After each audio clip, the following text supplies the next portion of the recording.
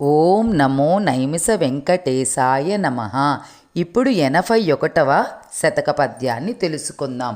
కోతి రీతిని వచ్చి నీ గుడికి నిచట ఆంజనేయుని వలనైతి అంకితమై భక్తి కవివాహనమై ప్రపంచమెల్ల ఇంక త్రిప్పెద నైమిస వెంకటేశ. ఓ నైమిస వెంకటేశ, అనుకోకుండా నీ గుడికి కోతిలాగా వచ్చాను. నీ దర్శనముతో హనుమంతుళ్ళా మారాను. నీకే అంకితమై సరికొత్త భక్త కవివాహనమై ప్రపంచమంతా నిన్ను ఊరేగించాలనుకుంటున్నాను. నన్నలా అనుగ్రహించు ఓ నైమిస వెంకటేశ అని మనస్ఫూర్తిగా వేడుకుంటున్నాము. 82వ శతక పద్యము.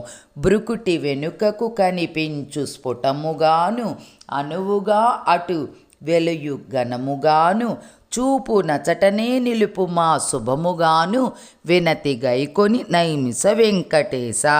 స్వామి, ధ్యానములో సుస్పష్టముగా నా బ్రుకుటి వెనుక కనిపించు, అక్కడే నీవు నిశ్చయముగా ఉండిపో తండ్రి. నేను మనస్ఫూర్తిగా నా మనసులో కొలువై ఉండమని వేడుకుంటున్నాను తండ్రి. ఎప్పుడూ నా చూపు అక్కడే నిలిచేలా అనుగ్రహించు తండ్రి. నీవు నా హృదయములో ఉండి నిన్ను ఎల్లప్పుడూ నేను తలుచుకునే భాగ్యాన్ని నాకు ప్రసాదించు ఓ నైమిస వెంకటేశ. 83వ శతక పద్యము. నీ ప్రణాళిక తెలియదు నిన్ను తెలియ, సాధనములు చేసినను ప్రయోజనము లేదు. భావమెరిగి పరీక్షించి నీవే మమ్ము స్వీకరించుము నైమిస వెంకటేశ. స్వామి, నీ ప్రణాళిక ఎవ్వరికీ తెలియదు. తెలుసుకోవాలని ఎంత సాధన చేసినా ప్రయోజనము లేదు.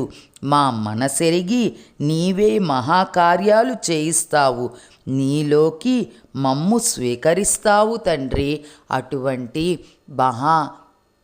పరమాత్మ మనము తెలుసుకోవాలి అనే కుతూహలము మనకి ఉండే కొంది భగవంతుడు మనకి ఎన్నో పరీక్షలు పెట్టి వాటిలో గెలిచాక స్వామి తనలో మనల్ని కలుపుకుంటారు.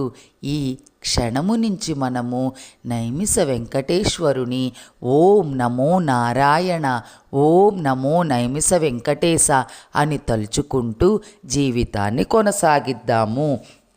84వ శతక పద్యము. కథయు కథనమున్ పరమ సంస్కార శైలి, పాత్రలను సన్నివేశాలు భాషణములు ఔచితియు రసధ్వని బోధ వ్యాసుని వలె వీనికి నొసంగు నైమిస వెంకటేశ.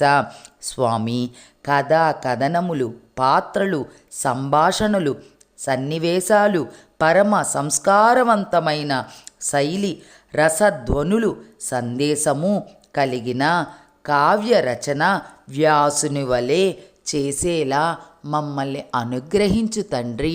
ఓ నైమిస వెంకటేశ, మమ్మల్ని చల్లగా నడిపించు, చెయ్యి పట్టుకొని నడిపించు తండ్రి అని మనస్ఫూర్తిగా వేడుకుంటున్నాము.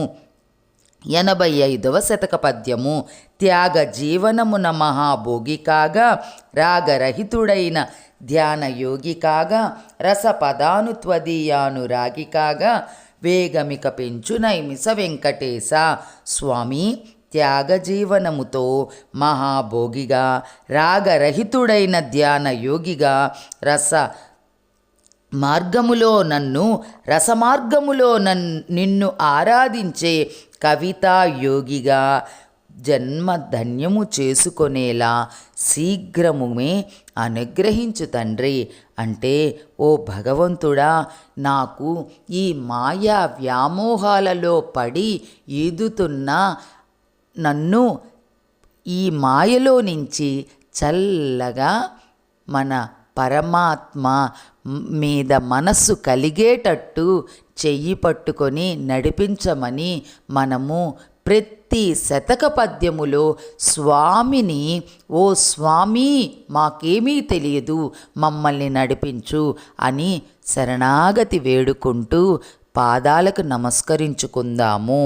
ఈ విధముగా నైమిస శతకాన్ని మనము చక్కగా కొనసాగిద్దాము. ఓం నమో నైమిష వెంకటేశాయ నమః.